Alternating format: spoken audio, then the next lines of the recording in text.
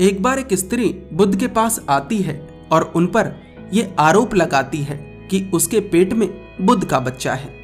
इसके आगे क्या होता है यह जानने के लिए आपको पहला पार्ट देखना होगा। यह दूसरा पार्ट है।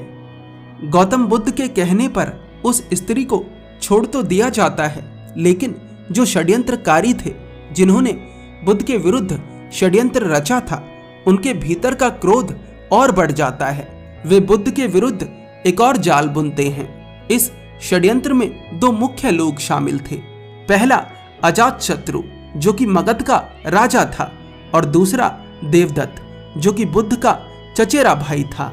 इस बार बुद्ध के शत्रु उस स्त्री की हत्या कर देते हैं जिसने बुद्ध पर यह आरोप लगाया था कि उसके पेट में बुद्ध का बच्चा है। राजा अजातशत्रु के सैनिक उस स्त्री के मृत शरीर को बुद्ध की कुटिया के पीछे ले जाकर गाड़ देते हैं, जिससे कि ऐसा लगे कि उस स्त्री की हत्या बुद्ध ने की है। अगले दिन सुबह बुद्ध के भिक्षु आनंद को बहुत सारे श्वान का अर्थ होता है कुत्ते, बुद्ध की कुटिया के पीछे भौंकते नजर आते हैं। बुद्ध अपनी कुटिया के बाहर ध्यान की अवस्था में बैठे होते हैं। आनंद बुद्ध के पास आता है और उनसे कहता है, तथागत, क्या इन पशु पक्षियों की आवाज आपके ध्यान को भंग नहीं करती? बुद्ध कहते हैं, आनंद, जो ध्यान पशु पक्षियों की आवाज से भंग हो जाए वह ध्यान नहीं होता। तुम जाओ और देखो कि ऐसा क्या है जो इन पशु पक्षियों के मन को विचलित कर रहा है। आनंद उसी समय बुद्ध की कुटिया के पीछे जाता है और देखता है कि ताजा मिट्टी खुदी हुई है। देखने में ऐसा लग रहा है कि किसी ने गड्ढा खोदकर कुछ दबाया है। आनंद अपने हाथ से उस मिट्टी को हटाना शुरू करता है।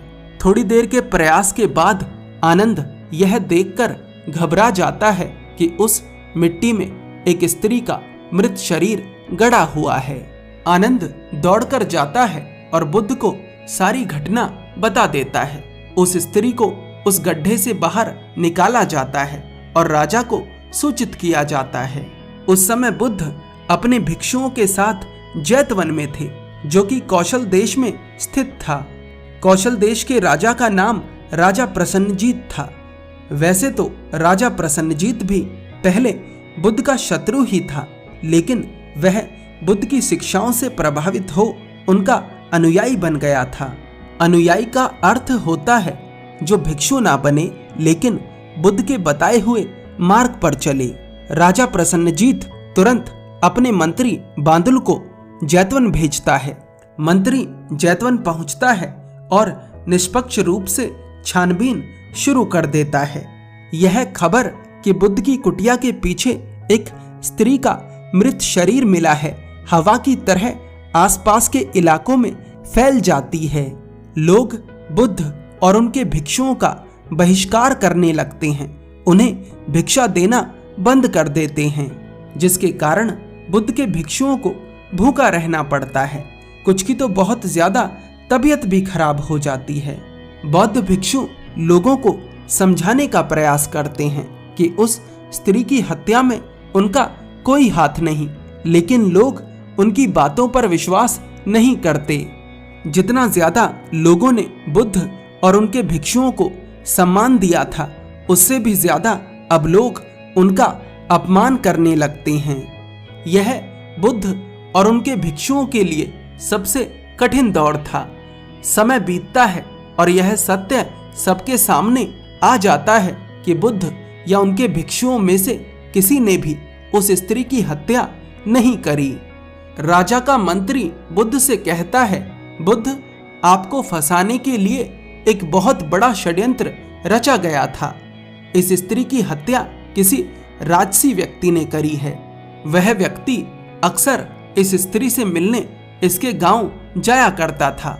उस व्यक्ति के कई कीमती आभूषण इस स्त्री के घर से मिले हैं। ऐसा प्रतीत होता है कि उस व्यक्ति ने इस स्त्री को कीमती आभूषण कोई बड़ा कार्य करने के लिए दिए थे, लेकिन यह स्त्री उस कार्य को पूरा ना कर सकी, इसलिए इसे दंडित किया गया। इसके प्राण छीन लिए गए। बुद्ध कहते हैं, इतना बड़ा अपराध नहीं किया जितना बड़ा दंड मिल गया।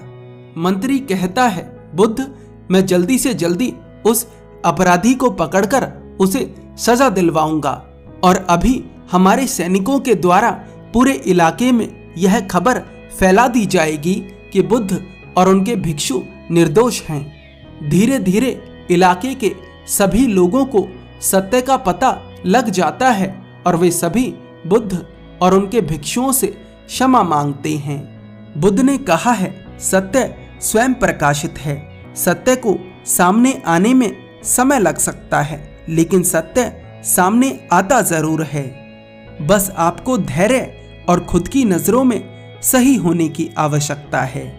आपको यह कहानी कैसी लगी हमें जरूर बताएं। धन्यवाद।